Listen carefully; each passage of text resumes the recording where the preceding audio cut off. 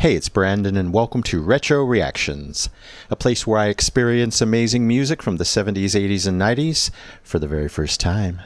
And today we have another new artist alert for the channel. Yes, we're headed all the way back to 1982 to listen to We Are Sane by the amazing Twelfth Night, an English neo-prog band. Awesome. And this one comes courtesy of my amazing supporter here and over on Patreon, John L. Rice. So thank you so much, John, for so much support and for leading me to this band. You know I love neo-prog, and they've been on my radar for quite a while. Anyway, this song comes from Fact and Fiction, their first studio album. It's the opening track and consists of 3 sections titled Te Diem, We Are Sane, and Dictators Excuse Me. The lyrics paint a picture of a totalitarian society where free will is suppressed and the citizens are conditioned to repeat government narratives while believing they are free. Intense. I kind of read the synopsis. So first we got the perspective of the rich, the people in power. Then we go to a lady named Mary who doesn't have that point of view. And then the final section is from the dictator's point of view, so I expect some intensity. Let's dive in.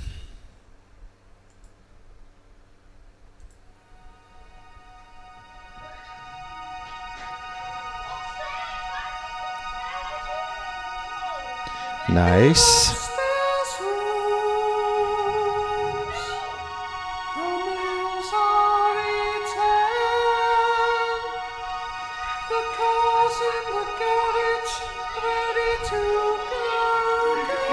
Okay, Jeff.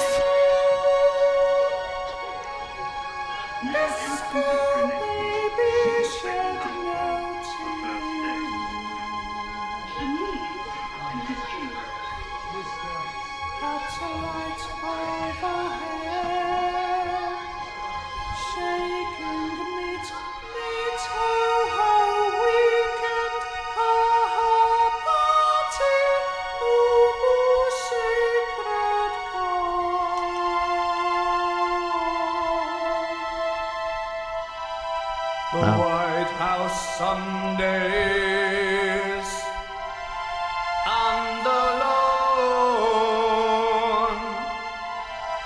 well-kept pedigree, snap over bones, surplus requirements, appetite angel going down. Meanwhile, below, reports flop into the in-trays. Meanwhile, below, reports flop into the in-trays. Dramatic. She stares out of her window. Her will is still in bed. She has no memory of herself, for care has drained her head.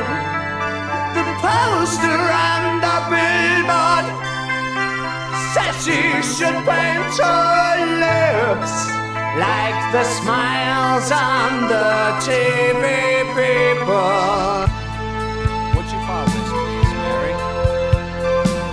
Ooh, super soft drums. You know I love that. Would you file this, please, Mary?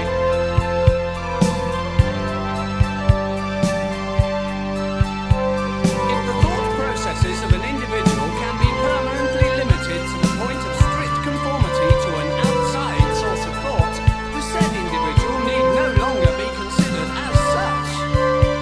The enforcement of order becomes possible for anybody with enough power to control what is projected. Would you file this, please?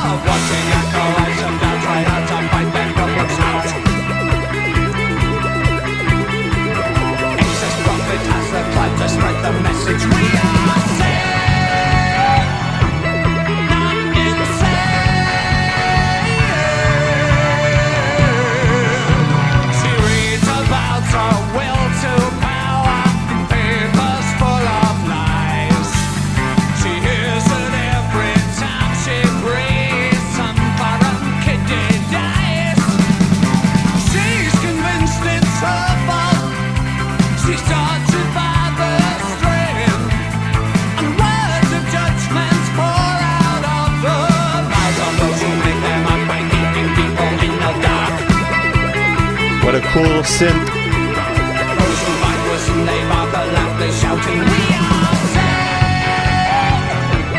not insane.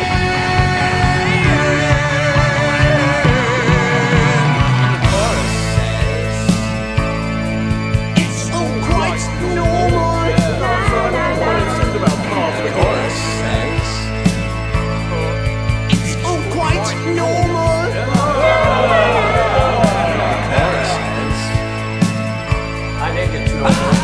Say no different way except what they've been told today. Left, right,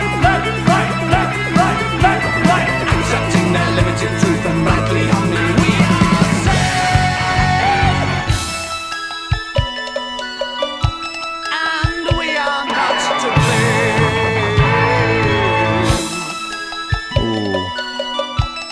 We must protect the claim.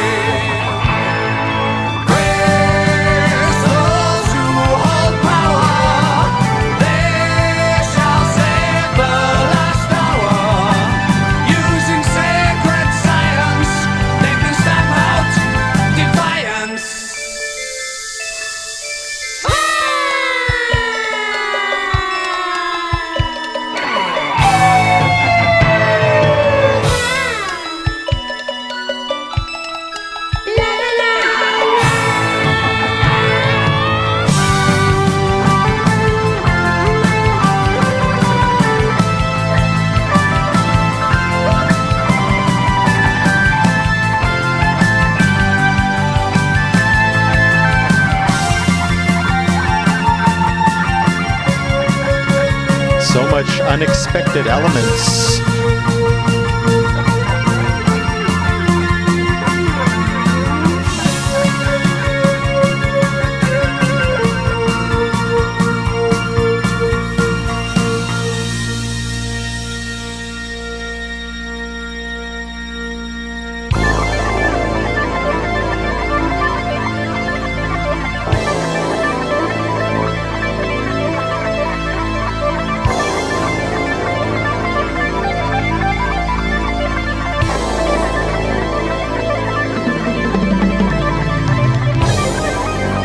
Top song moment.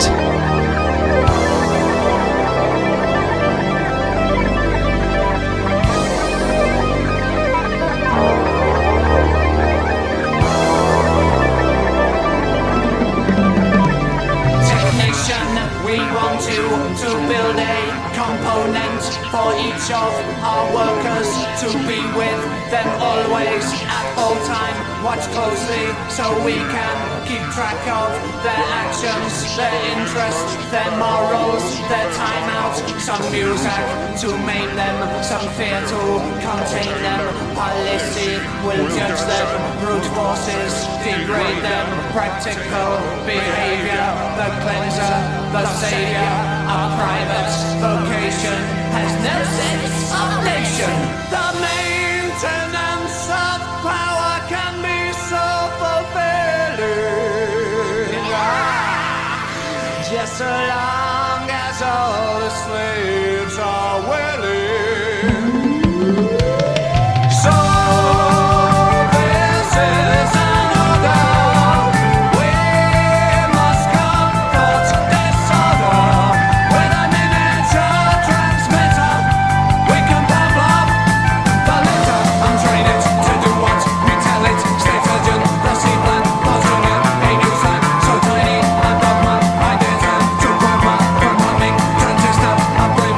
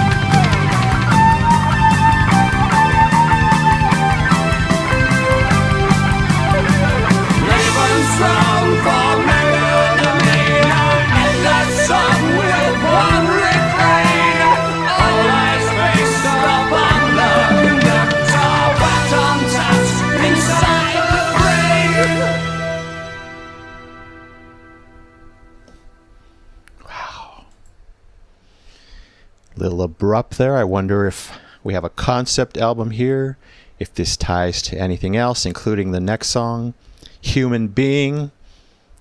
I have a feeling it probably does. Wow. What a journey packed into just over 10 minutes. A lot happened there. Lots of surprising melodies for sure. Back to the beginning, this solemn, reflective opening, with the keys, beautiful keys, the falsetto vocal. I'm not sure if the higher voice is supposed to represent Mary in the story, but it was interesting. The back and forth and the theatrics, oh boy, we'll definitely be talking a lot about those. Then we get to the lower male vocals. I felt a lot of angst in his really heavy theatrical delivery. Of course, I'm talking about Jeff Mann, the lead vocalist. Wow. Lots of intricate, diverse work here in his vocals. I noticed a nice slow build in the music as the song progressed, and boy, did it go many places.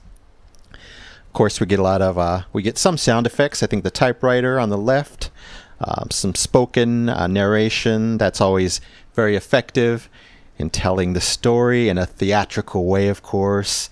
Almost over the top, creepy vocals. Love it all. Then we pick up, the beat with the rock drums, the more scratchy rock vocals by Jeff, again showing his diversity. In that faster section, great bass, great guitar. I mentioned that on the right side. Keyboards dancing vibrantly, that synth back and forth throughout the song. Nice, satisfying tone there.